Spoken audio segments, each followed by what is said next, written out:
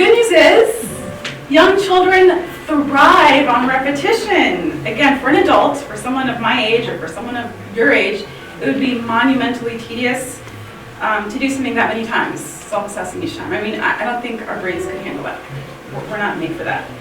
But for a child, it's really not so bad because young children's brains are made to crave repetition. That's why they like to have the same bedtime story read to them all the time. They want to watch the same movies. They want the same songs sung. I mean, they really want to do something over and over and over again. It's ingrained into their psyche. Because they are just starting to sort out which aspects of the world are predictable. What can be counted on to remain the same? What will change? And repeating an experience gives children a chance to confirm that what they learned earlier still holds true and to build on their understanding. So they don't mind it. They can like it if you make it interesting for them. So this concludes our teacher corner of the triangle. Now we're going to talk about the parent corner of the triangle. The parent, I call my parents, and I think Suzuki also calls his parents the home teachers, because in the lesson, I'm the teacher, but at home, the parent is the home teacher. So at home, the parent, especially at the beginning stage, is the most important. And the parent's job is to review the teacher's assignments with the child, together, along with the child, work through practice points that were assigned, and ensure that the student is listening consistently to the Suzuki CD, because listening only occurs at home, it doesn't occur in lessons. So now listening. Again, the parent's corner of the triangle. Music is a language just like any other. The only way to become fluent in music is to immerse yourself in it just as you would your native language. So Suzuki loves to compare language to music. They're both learned in the same manner. So daily listening. The Suzuki CD should be played at all times. In an ideal world, a student would listen to the Suzuki CD as often as they listen to their native language. The Suzuki CD listening is for parents as well as students. And both the home teacher and the student should have the listening example in their ear. So they want to listen for things like pitch, and rhythm, and tempo, and musicality, and sound quality, and many other things. And it's a language. So we've got to listen to it all the time. So this is the final corner of the triangle. Equally important, because it's an equilateral triangle, the child or the student. Initially, the student's job is just passive. Their job is to learn from the teacher during lessons, and focus and concentration is key. If necessary, it's my job as the teacher to teach the child how to focus and concentrate in a lesson. So I've taught lessons before where we don't actually even learn any violin because they don't know how to take a lesson. So I need to teach them how to take a lesson. And then we can learn some violin. And it's also the child's job to practice with the parent at home. But the child's job will change as they grow and mature. The student will become more responsible for practicing independently from the teacher, and eventually the student will replace the parent to be at the top of the triangle when practicing at home, but that won't happen for many years. So, especially right now, it's equal. Okay, so this concludes our triangle portion of my presentation. Now we're actually going to talk about violin skills. So I'm assuming everyone here is familiar with the Twinkle songs, or with the Suzuki Book 1 songs. Suzuki Violin Book 1, I'm going to turn my speaker back on here 1 second. Okay.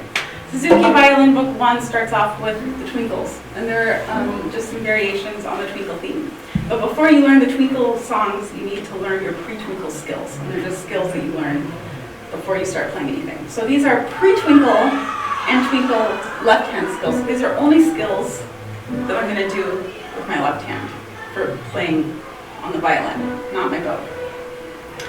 And I think these are all of them. It might depend on the teacher or the studio, but these are all mine. So bringing the violin to the shoulder is a pre-twinkle skill. Pre-twinkle, before they learn how to play the violin. The magic X position, which is the hand placement on the violin, that's a pre-twinkle skill before they learn how to play any song. Curved fingers or cupcake fingers, tabletop fingers, whatever you want to call it in your teaching studio, that is a pre-twinkle skill. You learn that before you ever play violin. Left hand thumb position, pre-twinkle skill. Independence of the left hand from the violin, pre-twinkle skill. A straight pronated wrist, pre-twinkle skill. Fingers on inside corners. Any guesses? Pre-twinkle skill. Independent and building fingers.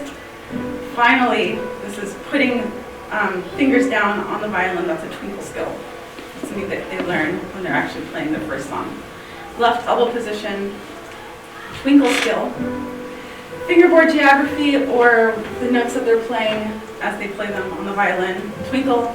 And intonation is twinkle because they've been listening to the Suzuki CD. They should be able to sing exact pitches for you, sing the song, perfectly for you. Great intonation. So twinkle skill. Okay, so this is my student Madeline. This is a pre-twinkle skill. It's called going through the numbers, and it's how you teach a child to put the violin up on their shoulder. This probably takes a couple weeks to learn for a child.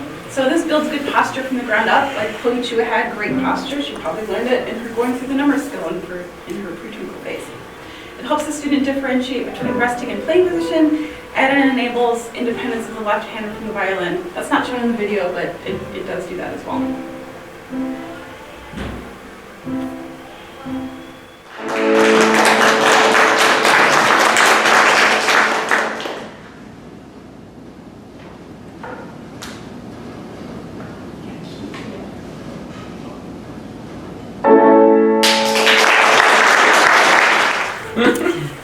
Believe it or not, that takes like a couple weeks to learn. And I think Madeline at that point didn't even know how to play any songs, but she looked great.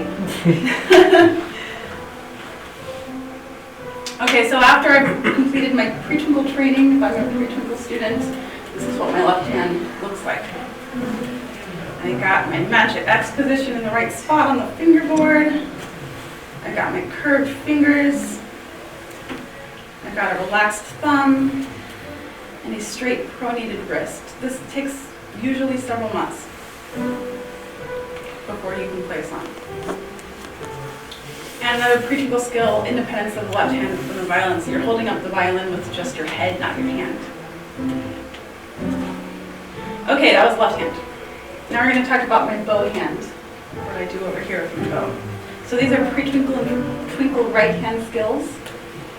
A balanced, relaxed bow hold that is taught before they ever play a song. Pre-twinkle.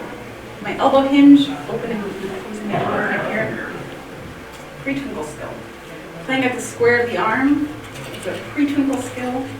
Playing on the Chrysler Highway, or as I like to say, the spot on the highway where the violin sings the most beautifully, like Chloe Chua plays. That's taught. Any guesses? The pre-twinkle phase. A straight bow that's parallel to the bridge, like Chloe Chua's, is taught in the pre-twinkle phase. A change of bow speed is taught in the twinkle phase, so finally they can play a song. Change their bow speed. Smooth straight crossings, like Chloe Chua had, is taught in the twinkle phase. The legato bow stroke is taught in twinkle variation A. The staccato bow stroke is taught in twinkle variation A. Détaché bow stroke is taught in twinkle variation E. And bow distribution, or alternating bows, is taught in twinkle. So pre-twinkle and twinkle right hand skills. Okay, so this is another short video of my student Nagina. She's playing the twinkle variation A in this video. Oh, so in twinkle variation A, this is the variation that teaches the very most basic foundational bow strokes, legato and staccato. And these are the foundational bow strokes on which all proceeding bow strokes are built. So if you can't do these, you can't do anything else. Well, anyway, this is Nagina.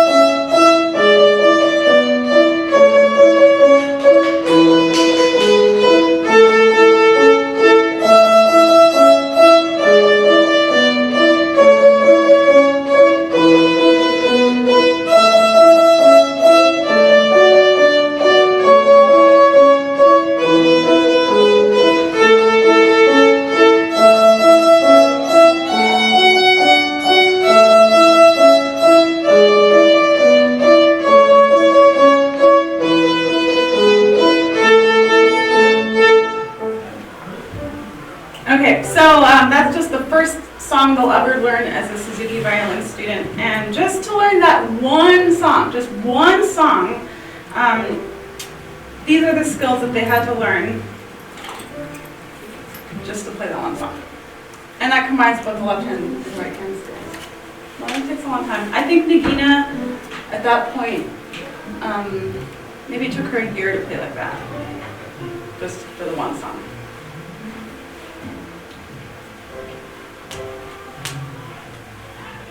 Okay, so we finally graduated from pre-twinkle and twinkle. We're on to post-twinkle. So there are many songs in Suzuki Violin Book 1. And believe it or not, these are the left-hand skills that are taught after twinkle and the rest of Book 1. Does this look like less than the pre-twinkle twinkle skills? It is. It's a lot less. So tunnel fingers is taught in lightly row. It's left hand. Stepwise motion, lightly row. Hopping fingers, song of the wind. Walking across all four strings, etude. Ringing notes, etude. Introduction to the fourth finger, perpetual motion. Fourth finger with the low two, etude. Grace notes, minuet 3. So that's for like a whole lot of songs. And the other list was just for pre-twinkle and twinkle. Okay, so my bow hand, I'm a pre-twinkle student, and this is what my bow hand looks like after I've completed my pre-twinkle training. This is the Franco-Belgian bow hold pioneered by Galamian, or by Suzuki as well. So if I'm a pre-twinkle student and I've completed my pre-twinkle training, I have a round pinky, a bent thumb, hugging fingers, and a relaxed pronated first finger. Okay, post-twinkle right hand skills. So everything after twinkle that I do with my bow. Circle bows are taught in Song of the Wind, dynamics are taught in Go Talent Rodi, accents, allegretto, double up bowing, all for little children, legato, staccato, and martelé, all in one song, allegro, hooked bowing, minuet 1, 2 and 3 slurs, minuet 2, 4 note slurs, gasa cavat, pizzicato and lift, gasa cavat, tone progression, book 1, use of the whole bow, book 1. Okay, so final short video. This is also Nagina. She's going to play Song of the Wind.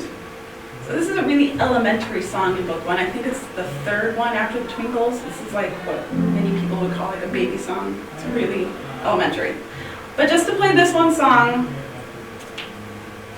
they've had to learn all these skills. All of those skills. And believe it or not, these are just pre-twinkle and twinkle skills. The only post-twinkle skills that they've learned prior to Song of the Wind, that's it. Tone of fingers and stepwise motion. That's it. And after all those skills, the only new skills they've learned for Song of the Wind are hopping fingers and circle bows. All right, Song of the Wind.